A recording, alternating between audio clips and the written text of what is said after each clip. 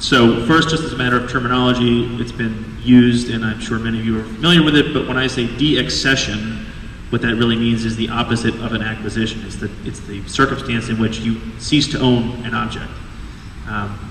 So the AAMD, the Association of Art Museum Directors, which I'm going to focus on because they've really been the most robust in this area, has two policy papers that bear on this issue. One describes the organization's view of, quote, art museums, private collectors, and the public benefit. This directive describes and celebrates the concept of the public trust, which Mr. Brodsky touched on to start with. Namely, museums, whether public or private, hold cultural objects that reflect the greatest achievements of human creativity. In this light, the AAMD poses a dozen or so questions to its members to be analyzed when considering the acceptance of. These questions relate to the relationship between the object, but they also relate to hard object provenance, which is another word for it, and restrictions on the gift that might tie the museum's hands later, which we heard a little bit about and I hope we'll talk about. The more directly relevant paper from the AAMD is called Art Museums and the Practice of Deaccession. Fairly obvious. This paper identifies and seeks to enforce two fundamental principles, as they're called, to be observed when considering a deaccession. They are first, the decision to deaccession is made solely to improve the quality, scope, and appropriateness of the collection, and to support the mission and long-term goals of the museum.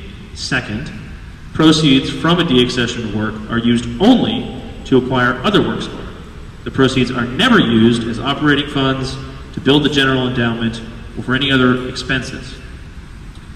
Collections decisions are thus commended to the long-term goals of the museum, not to its financial health, which raises the flag for the first time of a tension between the nonprofit duties and enforceability and the museum's mission. And these deaccessions are explicitly prohibited from any relationship to what the AAMD calls the exigencies of a particular moment, which is an apropos phrase, I think. A corollary to all this is that the directive that deaccession decisions be transparent. Public debate is encouraged on the quality, redundancy in the collection, questionable provenance, condition, or historical importance of the object. And likewise, the museums are directed to consider the circumstances of the accession. Where, when, and how did this thing come into our possession? Is the donor alive? How will he or she react? Are there heirs of the donor to consider? These are moral considerations that are placed in the center of this ethical framework.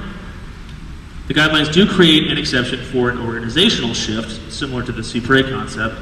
If the Museum of Painting becomes a museum of transportation, for example, then we're talking about a new mission, a new circumstance. Maybe the answer is different.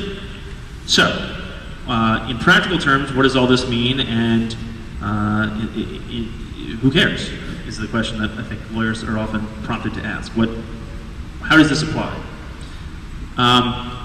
Before I went to law school, I was a curatorial assistant, and I can speak from experience that art museums in America are a really remarkable community of collaboration and scholarship.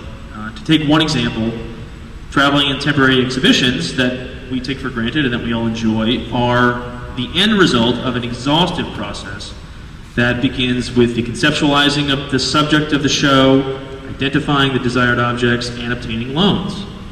For the most part, loans are not a revenue source. They are a matter of reciprocity. Having worked very hard on the requesting and logistics of these loans, I can tell you that this reciprocity is really an amazing and essential thing. To be sure, the better your collection, the better you may do asking for loans, but it's not just a quid pro quo.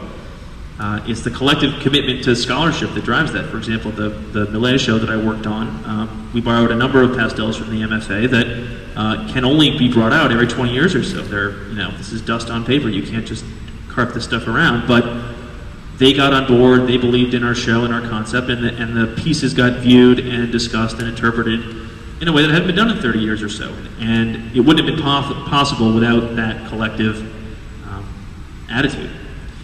So, against the backdrop of this ethical framework and the nonprofit